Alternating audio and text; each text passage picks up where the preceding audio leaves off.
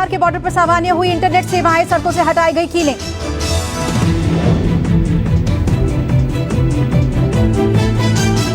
किसान आंदोलन को लेकर सड़कों पर लगाई गई कीलें हटाई जाना शुरू हुई। दिल्ली पुलिस ने सफाई दी, कहा फिर लगेंगी कीलें।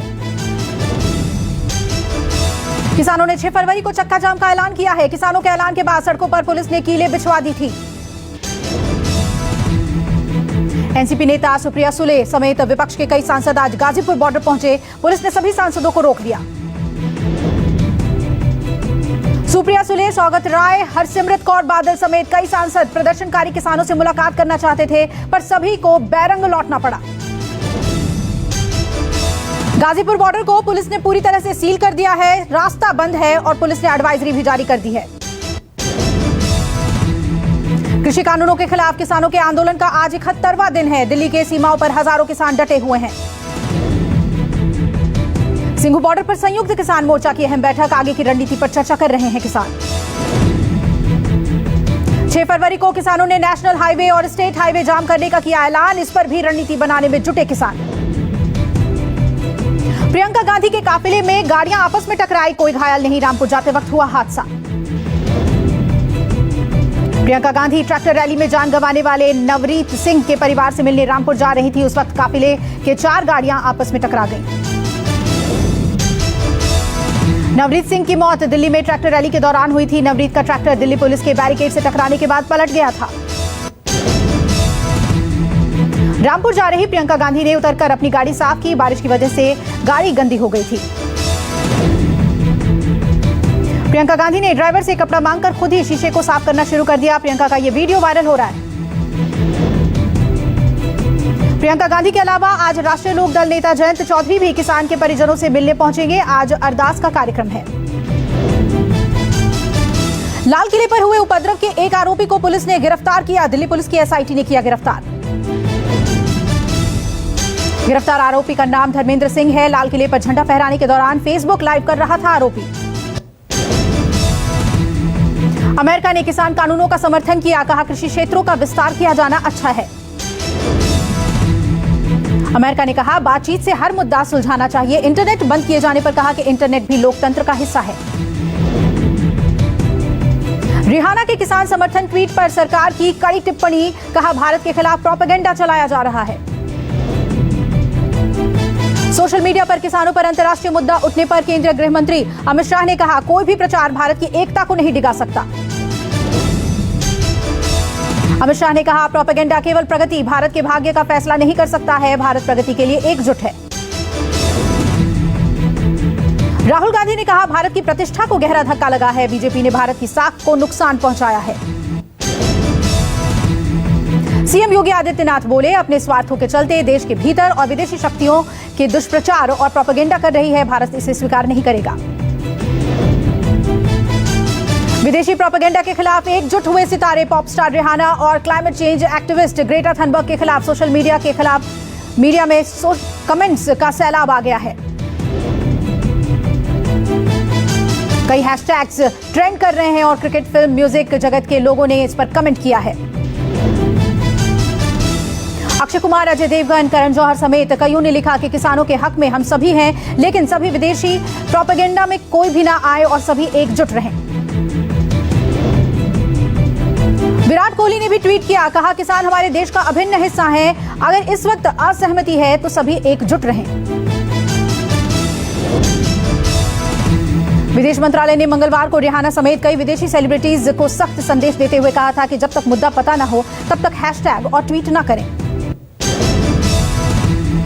आजादी की लड़ाई के दौरान घटी चौरी चौरा का शताब्दी समारोह पर पीएम मोदी ने शुभारंभ किया और प्रधानमंत्री नरेंद्र मोदी ने क्रांतिकारियों को आज नमन किया। प्रधानमंत्री नरेंद्र मोदी ने वीडियो कॉन्फ्रेंसिंग के जरिए ऐतिहासिक चौरी चौरा घटना के शताब्दी समारोह की शुरुआत की। पीएम मोदी ने एक डाक टिकट भी जारी किया। पीएम मोदी ने कहा चौरी चौरा महत्वपूर्ण घटना, इतिहास के पन्नों में नहीं मिली जगह। शताब्दी समारोह अगले 4 फरवरी तक चलेगा। सीएम योगी आदित्यनाथ और राज्यपाल आनंदीबेन पटेल इस कार्यक्रम में मौजूद हैं। उत्तर प्रदेश सरकार चौरी चौरा समारोह कार्यक्रम को काफी जोर शोर से मना रही है। आज शुरू हो रहे समारोह को अगले 1 साल तक मनाया जाएगा। बेंगलुरु में चल रहे एयर शो के 13वें संस्करण का आज दूसरा दिन। दुनिया आज भी देखेगी भारत की हवाई ताकत का दम। बेंगलुरु में डिफेंस कॉन्क्लेव का आयोजन, कई देशों के रक्षा मंत्रियों की होगी बैठक की अध्यक्षता करेंगे रक्षा सचिव। फरवरी तक चलेगा एयरो शो, भारत के अलावा 14 देश इस शो में हिस्सा ले रहे हैं। आज दुनिया को स्वदेशी हथियार दिखाएगा भारत। एशिया के सबसे बड़े एयरो शो के पहले दिन दिखा देश में बने विमानों और हेलीकॉप्टर्स का दम, तो सूर्य किरण ने दिखाया आसमान में अद्भुत नजारा। 1996 में पहली बार एयरो इंडिया शो की शुरुआत हुई थी। हर दूसरे साल किया जाता है एयर शो का आयोजन। पाकिस्तान की गोलीबारी में सेना का एक जवान शहीद। जम्मू कश्मीर के राजौरी में नियंत्रण रेखा पर पाकिस्तान ने बिना उकसावे के फायरिंग की। शहीद जवान का नाम सिपाही लक्ष्मण था। राजस्थान के जोधपुर के रहने वाले थे शहीद जवान। भारत ने भी पाकिस्तान को दिया मुंहतोड़ जवाब। सेना का बयान, इस साल सीमा पर 4 जवान हो चुके हैं शहीद। सीबीएसई एग्जाम के लिए दिल्ली सरकार की अहम बैठक आज। बैठक में प्राइवेट स्कूलों के प्रिंसिपल्स भी होंगे शामिल। देश के मैदानी इलाकों में ठंड और कोहरे का कहर जारी। दिल्ली एनसीआर में रिमझिम बारिश और सर्द हवाओं ने ठंड को और बढ़ाया। मौसम विभाग के मुताबिक दिल्ली, यूपी समेत कुछ राज्यों में तेज बारिश होने का अनुमान। बारिश के साथ साथ ओले गिरने की भी आशंका। अगले 24 घंटे में हिमाचल प्रदेश, जम्मू कश्मीर, उत्तराखंड और लद्दाख में बारिश और बर्फबारी की संभावना। मौसम विभाग ने जारी किया अलर्ट। उत्तराखंड में मौसम ने ली करवट। 4 धाम समेत आसपास के इलाकों में बर्फबारी जारी। मौसम विभाग के अनुसार अभी अगले 2 दिनों तक हो सकती है बर्फबारी। देश में 24 घंटे में सामने आए 12,899 नए कोरोना के मामले। 107 लोगों ने कोरोना से गंवाई जान। देश में कुल कोरोना संक्रमितों की संख्या 1,07,90,000 हुई। अब तक 1,54,703 लोगों की हो चुकी है मौत। एक्टिव केस लगातार घट रहे हैं। देश में 1,55,000 लोगों का इलाज किया जा रहा है। देश में रिकवरी दर 97% है, जबकि मृत्यु दर 1.44% पर बनी हुई है। देश में लगातार वैक्सीनेशन चल रहा है। अब तक 44.5 लाख लोगों को वैक्सीन लगी। मध्य प्रदेश के भोपाल में राम मंदिर निर्माण में फर्जी तरीके से चंदा उगाहने का मामला सामने आया। पुलिस ने एक शख्स को किया गिरफ्तार। वीएचपी की शिकायत पर युवक के खिलाफ 420 का केस दर्ज किया गया। फर्जी चंदे के मामले को लेकर बीजेपी ने कांग्रेस की इसे साजिश बताया। युवक के पास से राम भूमि संकल्प सोसाइटी और अयोध्या राम मंदिर के चित्र के साथ छपी फर्जी रसीद बरामद की गई। यूपी के जौनपुर में भी राम के नाम पर जालसाजी का मामला सामने आया। वीएचपी के कार्यकर्ताओं ने एक सदस्य को पकड़ा।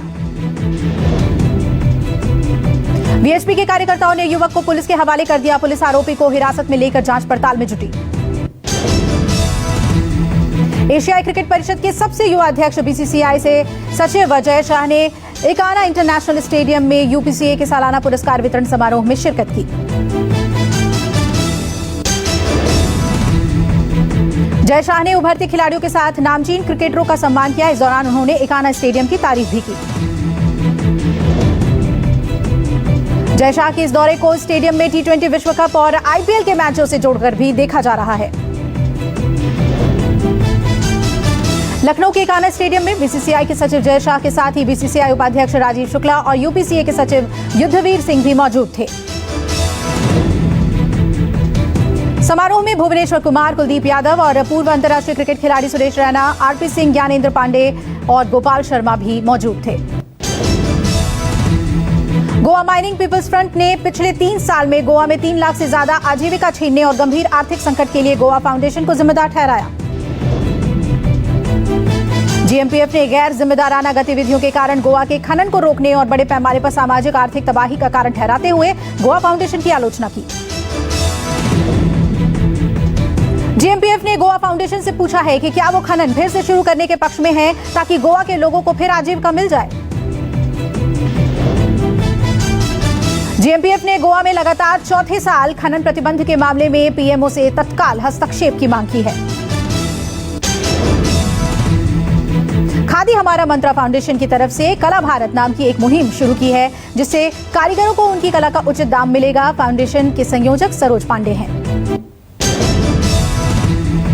बिहार के भागलपुर के टीएनबी कॉलेज केंद्र पर चल रही इंटर की परीक्षा में पकड़े गए मुन्ना भाई पुलिस ने हिरासत में लिया।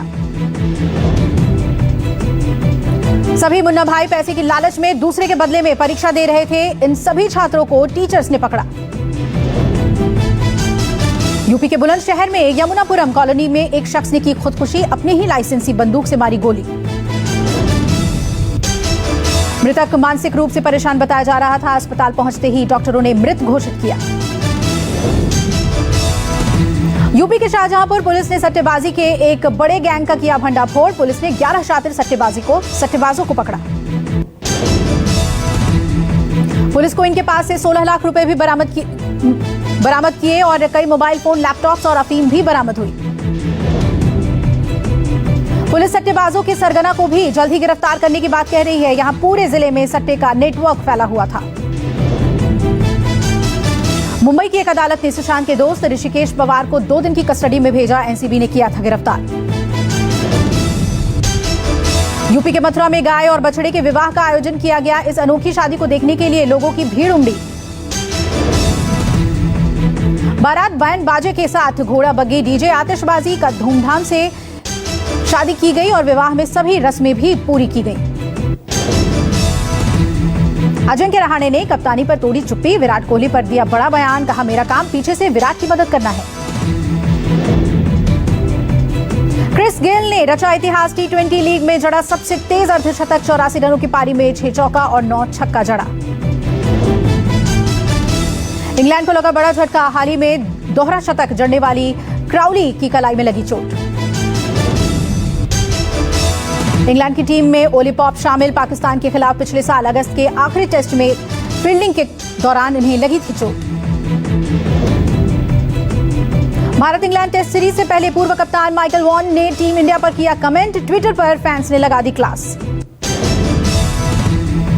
गिरावट के साथ खुले बाजार। निफ्टी 14,500 के आसपास। सेंसेक्स में 191 अंक की गिरावट। पेट्रोल डीजल की कीमतों में आज फिर इजाफा। मुंबई में पेट्रोल 93 रुपए 20 पैसे, डीजल 83 रुपए 73 पैसे प्रति लीटर हुआ। आम आदमी को नहीं मिल रही राहत। राजधानी दिल्ली में पेट्रोल 86 रुपए 65 पैसे प्रति लीटर, जबकि डीजल 76 रुपए 83 पैसे प्रति लीटर हुआ।